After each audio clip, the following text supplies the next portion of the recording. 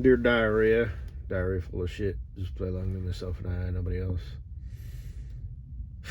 I'm laying here, I'm in the great state of Mormon mania, Utah. And the Salt Lake City airport is nearby. So I can hear these jets taking off, airliners, passenger liners. And it's close enough where you can hear it and feel it a little bit. And for some reason, it's very, very relaxing. I like it a lot. That, rumble of a jet taking off. Not like a fighter jet. Those things are pretty fucking loud. But even those, I don't know. But this is a more mild, more fuel efficient, less power, a shorter, airline engine hanging under the wing instead of,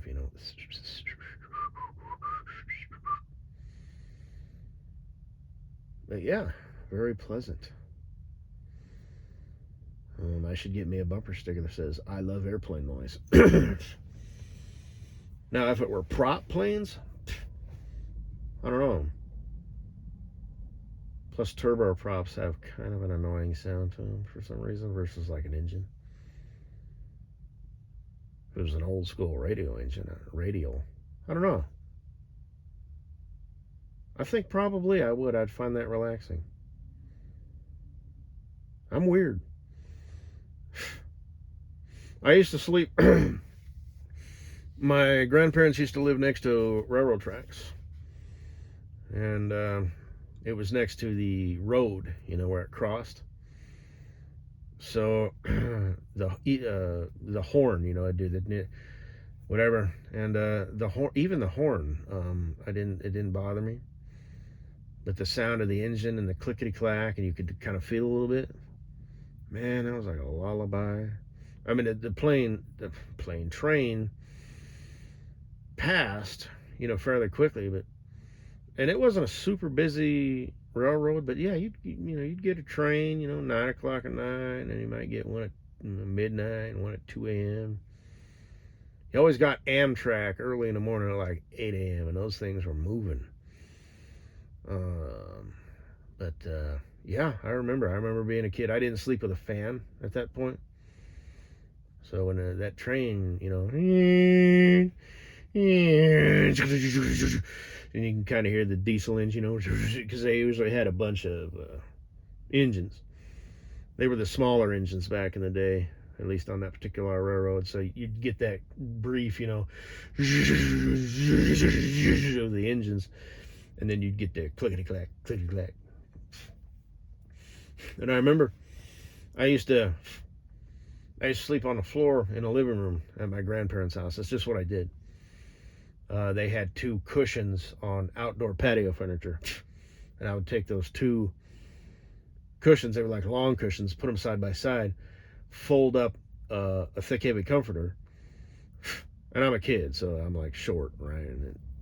And that was my mattress. So like I doubled over, like folded 4 times, thick, heavy comforter. And then I sleep with my sleeping bag open. I'd zip it so it was like a blanket. And I had my long, I still have all my pillows. They're not body pillows, but they're like the longer pillows. And then the one I keep between my knees because I'm a fucking bitch is a short pillow. That's also my humpy pillow. If anybody wants to know. My humpy pillow used to be this thin, ragged ass little thing. I remember I used to, well, I digress.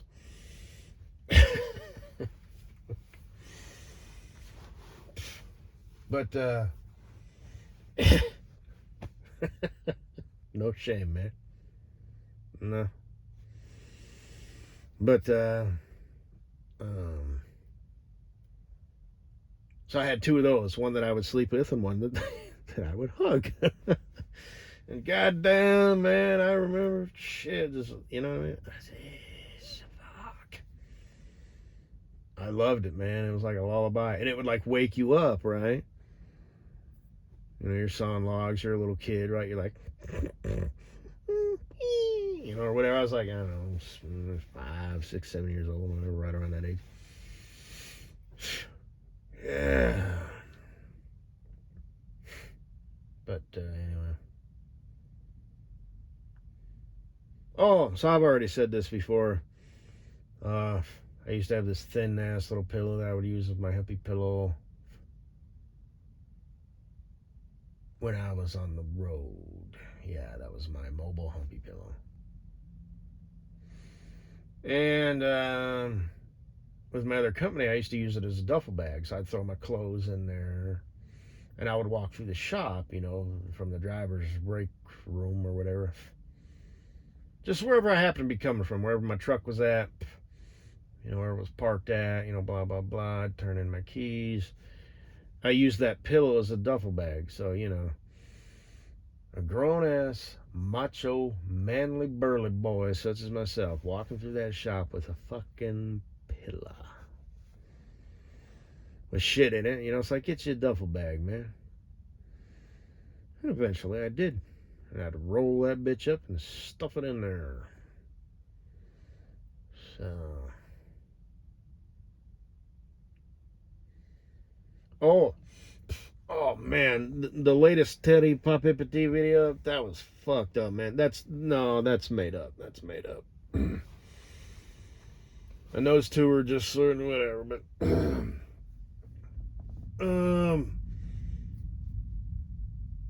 see, there's another one, man. Damn. It's relaxing to me. But anyway,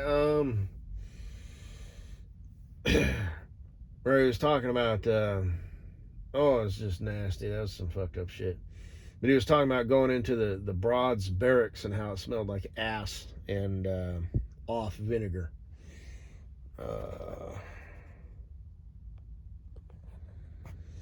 But it reminded me of one time in 6th grade.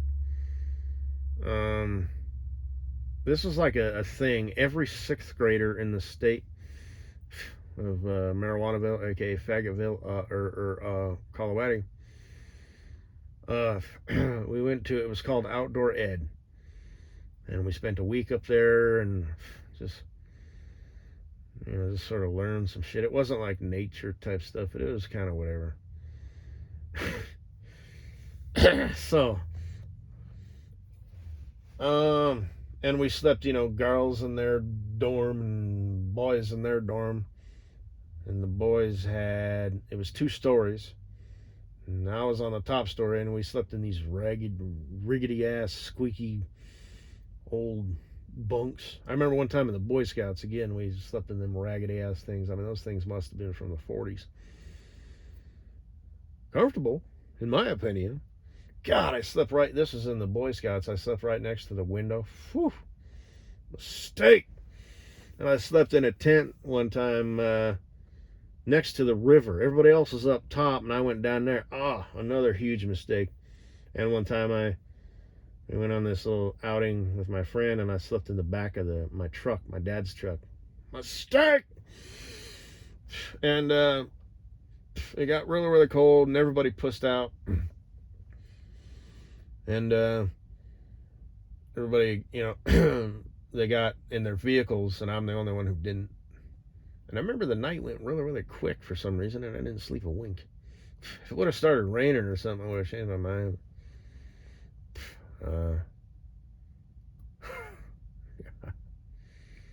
Anyway,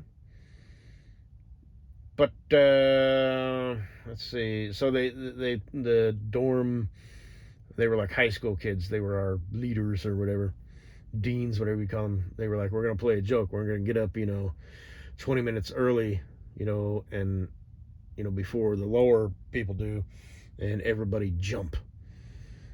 Just plump, plump, plump, plump, all at the same time. And they came running up, and they were like, "What the hell?" And I'm surprised the lights didn't fall off. One of those things that, didn't think that through, did you? Like the storm, I forgot to mention this. There's one of them bus stops. And it had the glass enclosure around it, and there was a little bit of slush. And then there was nobody in that bus stop. So I decided to put my tire on that slush and whoosh, launched that slush in there. And man, it launched it so fast. You could hear it and see it in my rearview mirror. It's just like, poosh, boom. And I thought, man, wouldn't that be funny? But the thing is, unforeseen consequences. You know, most people are going to see that coming and they'll turn their back, but somebody might not. You might, blast their eyeball out with, ice. And now what was supposed to be a hilarious, funny joke is now, a lawsuit and, this, that, and the other. But man, wouldn't that be funny? Because it'd plaster them from head to toe, man. So they'd get to where they were going. They'd be all dirty and wet. What happened? This fucking asshole truck driver. Now, obviously, I couldn't do that. I would be fired because the company I work for, they'd, catch the name, give them a call, and be like, this happened at this location at this time.